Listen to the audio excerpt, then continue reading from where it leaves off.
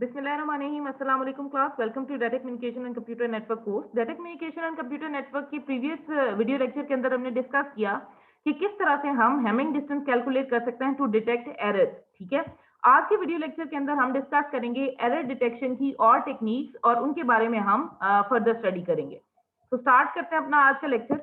तो बेसिकली जो हमारे पास एरर डिटेक्शन की टेक्निक्स हैं वो किस प्रिंसिपल पे काम करती हैं? बेसिकली वो प्रिंसिपल्स ऑफ रिडंडेंट बिट्स पे काम करती हैं। रिडंडेंट बिट्स का मतलब क्या है? Extra bits. ठीक है, एक्स्ट्रा बिट्स ऐड की जाती हैं अपने जो आपका एरर जो सेंडिंग डेटा होता है उसके साथ आप एक्स्ट्रा बिट्स ऐड करते हैं ताकि आप उस डेटा को जब सेंड करें रिसीविंग साइड पे जब चेकिंग की जाए तो पता चल जाए, डिटेक्ट किया जा सके कि आपका एरर जो है वो अकर हुआ है या नहीं हुआ। इसी की एक एग्जांपल हमने चैप्टर 3 के अंदर डिस्कस की थी, चेकसम की, जिसमें आप चेकसम कैलकुलेट करके डेटा के साथ सेंड करते थे और रिसीविंग साइड पे वो कंप्यूट होता था और अगर ऑल वंस आ जाते थे तो हम कहते थे कि हमारा जो डेटा है उसके अंदर एरर नहीं है, लेकिन अगर कोई एक भी जीरो आ जाता था तो हम कहते थे हमारा जो डेटा है वो करप्टेड है।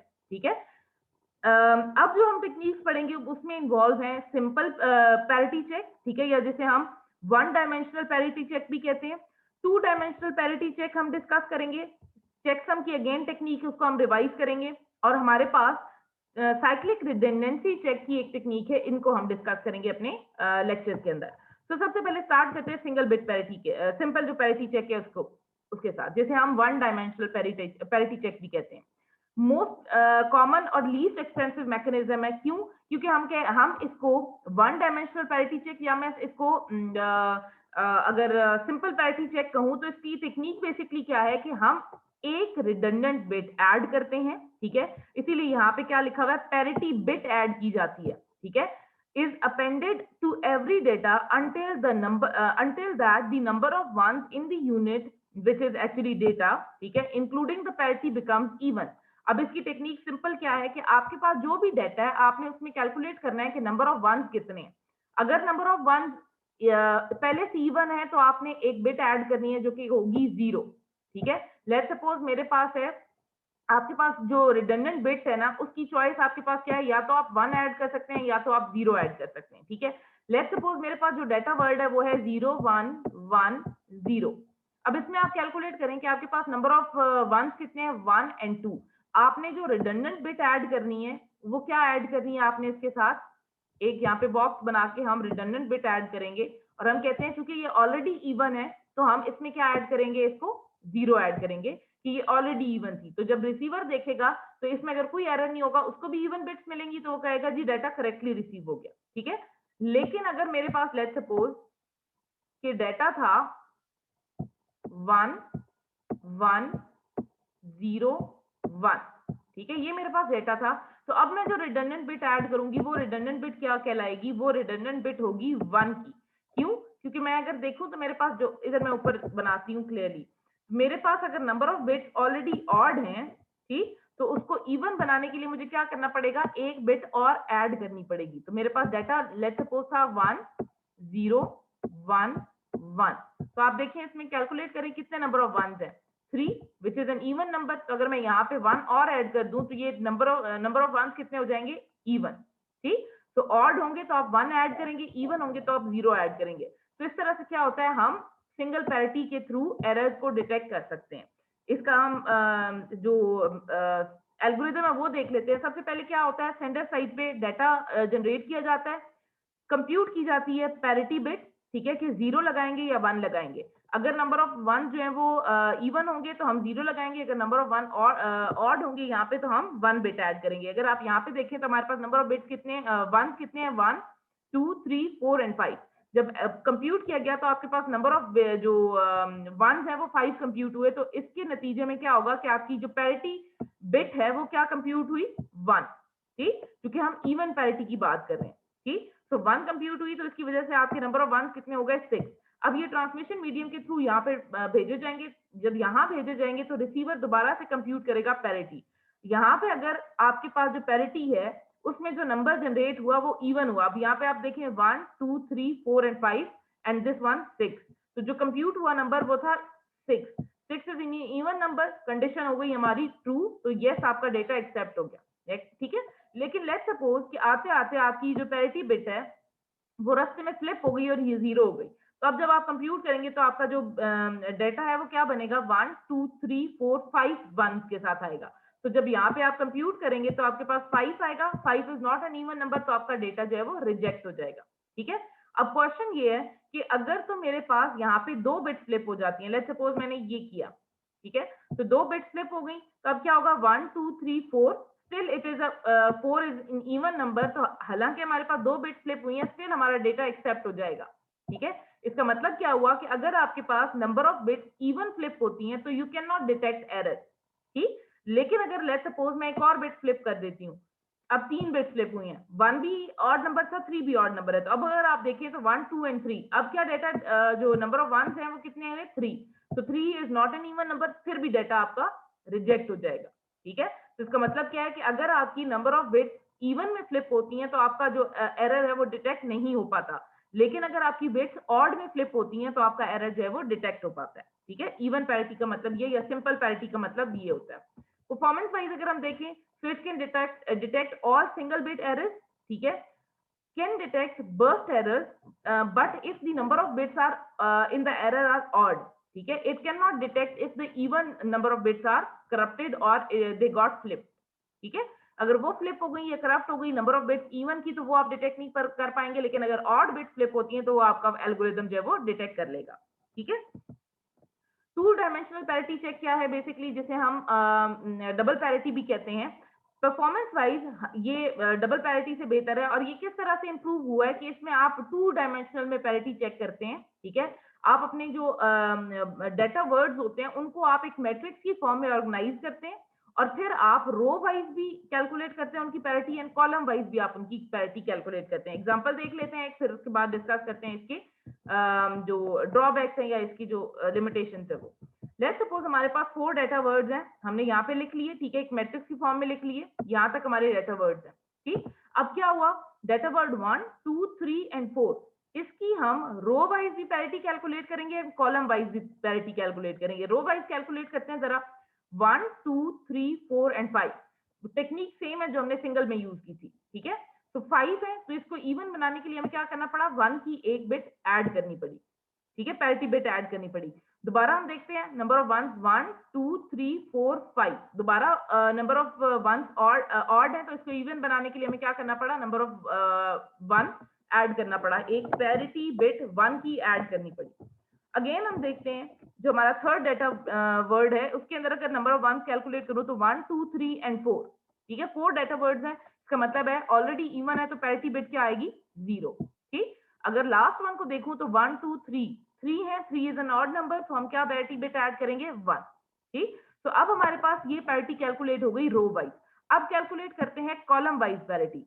तो जब मैं कॉलम वाइज करूं तो 1 2 ऑलरेडी इवन, तो 0 पैडिंग कर दी, 1 2 3 ऑलरेडी ये जो आपने कैलकुलेट किया ये ऑड है, तो हम क्या बिट ऐड की, 1 की ऐड की टू मेक इट इवन। दोबारा कैलकुलेट की, 1 2 ऑलरेडी इवन, तो हमने क्या बिट ऐड की, 0। ठीक। दोबारा कैलकुलेट करें अगले कॉलम की, 1 2 एंड 3 है, तो 3 को ऑड बना 3 ऑड है, इसको इवन बनाने क्या करना पड़ेगा हमें, 1 पैरिटी बिट ऑफ 1 जो है वो ऐड करनी पड़ेगी। ठीक है। 1 बिट ऐड कर, अ बिट विच इज 1 वो हमें ऐड करनी पड़ेगी। अच्छा, फिर हम देखें तो दोबारा इवन है, तो हमने 0 ऐड किया, फिर देखें तो ये ऑड है, इसको इवन बनाने के लिए 1 ऐड करना पड़ेगा, फिर देखें तो ये इवन है, तो हमने 0 ऐड किया। ठीक। अब ये हमारी 2 डायमेंशनल पैरिटी हमने कैलकुलेट कर ली। अब लास्ट स्टेप आपने क्या करना है, आपने देखना है ये जो पैरिटीज आपने कैलकुलेट की हैं row wise and column wise दोनों को। ठीक है। इनको अगर आप सम करें तो आपका यहाँ पे जो आएगा जो पैरिटी बिट है वो क्या आती है, 1 2 3। ठीक। जब 3 कैलकुलेट किया तो इसको इवन बनाने के लिए हमें क्या करना पड़ेगा, 1 की पैडिंग करनी पड़ेगी। इसी तरह से जब रो वाइज कैलकुलेट करूं तो 1 2 एंड 3, इसको इवन बनाने के लिए 1 ऐड करना पड़ेगा यहाँ पे। ठीक है। तो ये हमारे पास है डबल पैरिटी चेक, या फिर हम जिसे कहते हैं 2 डायमेंशनल पैरिटी चेक। ठीक। अब इसमें प्रॉब्लम क्या है वो हम जो है वो डिस्कस कर लेते हैं। लेट्स सपोज कि हमारे पास 2 डायमेंशनल में कोई एक आध बिट फ्लिप हो गई है, ये बिट हम फ्लिप कर देते हैं। ठीक है। ये 1 थी, ये 0 हो गई, तो इस एक बिट की वजह से हमारी 2 पैरिटीज अफेक्ट होंगी। कैसे, जब आप देखेंगे यहाँ पे रिसीविंग साइड पे, तो 1 2 3 4 ऑलरेडी इवन बिट थी, लेकिन यहाँ पे 1 ऐड हुआ है, इसका मतलब क्या, आपको डिटेक्ट हो जाएगा कि यहाँ पे आपकी जो बिट है वो कोई बिट फ्लिप हुई है। ठीक, अब कैसे कौन डिटेक्ट होगा कि कौन सी बिट फ्लिप हुई है? जब आप कॉलम वाइज पैरिटी चेक करेंगे तो आप देखें 1, ठीक, और यहाँ पे 0 की पैडिंग हुई है, इसका मतलब है कोई 1 यहाँ पे फ्लिप हुआ है। ठीक, तो ये रो और ये कॉलम, तो ये बिट आपकी फ्लिप हुई है। अब बेसिकली किया क्या जाता है, जब आप डेटा सेंड करते हैं ना, तो आप ये जो डेटा वर्ड्स होते हैं इनके साथ ही, लेट्स सपोज हम कहते हैं कि मेरे पास ये डेटा वर्ड 1 है, ये डेटा वर्ड 2 है, ये डेटा वर्ड 3 है, ये डेटा वर्ड 4 है, और ये हमने पैरिटी कैलकुलेट की है, पी से कह देते हैं। ठीक, तो जब आप सेंड करते हैं तो आप डेटा वर्ड के साथ ये जो रिडंडेंट पैरिटी बिट्स है ये भी आप सेंड करते हैं। ठीक, 1 2 3 4 और ये आपकी पैरिटी है। ठीक है, तो मैं इसको कर देती हूँ, ये हमारे पास 1 डेटा वर्ड था, ये 2 था, ये 3 डेटा वर्ड है, ये 4 है, और ये हमारी साथ हमने पैरिटी भी भेज दी। जब रिसीविंग साइड पे ये पहुंचती है तो दोबारा से कंप्यूट किया जाता है। अगर आपके पास सेम हो, मतलब ऐसे आपने एरर कोई डिटेक्ट ना किया हो, जो आपकी कंप्यूटेशन है वो ठीक हो, तो आप डिटेक्ट करते हैं कि आपका जो डाटा है वो करेक्टली रिसीव हो गया। अगर पैरिटीज में कोई एरर हो तो आप कहते हैं एरर है, इसको करेक्ट किया जाए। ठीक है, इसी तरीके से अगर आपके पास दो बिट्स जो है वो फ्लिप हो जाती हैं तो 2 एरर्स अफेक्ट 2 पैरिटीज। अगर 2 एरर्स आ गए आपके पास तो 2 पैरिटीज आपकी इफेक्ट हो जाएंगी। लेट्स सपोज आप कहते हैं एक एरर यहाँ पे आया, एक एरर यहाँ पे आया। ठीक है, तो अब क्या होगा, आपकी एक पैरिटी ये वाली चेंज होगी और एक पैरिटी आपकी ये वाली चेंज होगी। ठीक, इसी तरीके से अगर 3 आपके पास बिट फ्लिप हो गई तो इससे आपके 4 पैरिटीज इफेक्ट होंगी। लेकिन अगर आपकी 4 बिट फ्लिप हो गई तो ये आप डिटेक्ट नहीं कर पाते 2 डायमेंशनल पैरिटी चेक से भी।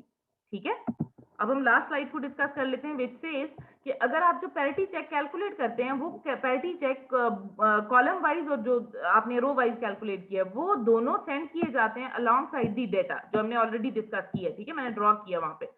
रिसीविंग साइड से क्या होता है कि दोनों को कंपेयर किया जाता है, पैरिटी बिट्स को कंपेयर किया जाता है, जो रिसीव हुई हैं और जो कैलकुलेट की हैं। अगर वो एक जैसी हो तो डाटा को एक्सेप्ट कर लिया जाता है, अदरवाइज रिजेक्ट कर दिया जाता है कि ये डाटा जो है वो एरर प्रोन है।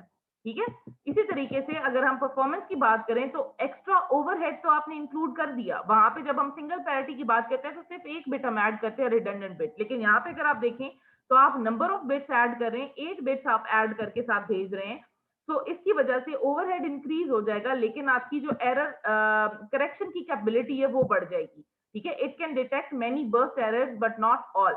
इसका मतलब है कि ये बहुत सी एरर, जैसे 1 एरर को भी डिटेक्ट कर सकता है, 2 को भी डिटेक्ट कर सकता है, 3 को भी डिटेक्ट कर सकता है, तो बर्स्ट एरर्स को डिटेक्ट कर सकता है, लेकिन जरूरी नहीं कि सारे बर्स्ट एरर्स को ही ये डिटेक्ट करे। ठीक है, तो जो नेक्स्ट टेक्निक है हम वो डिस्कस करेंगे चेक सम की।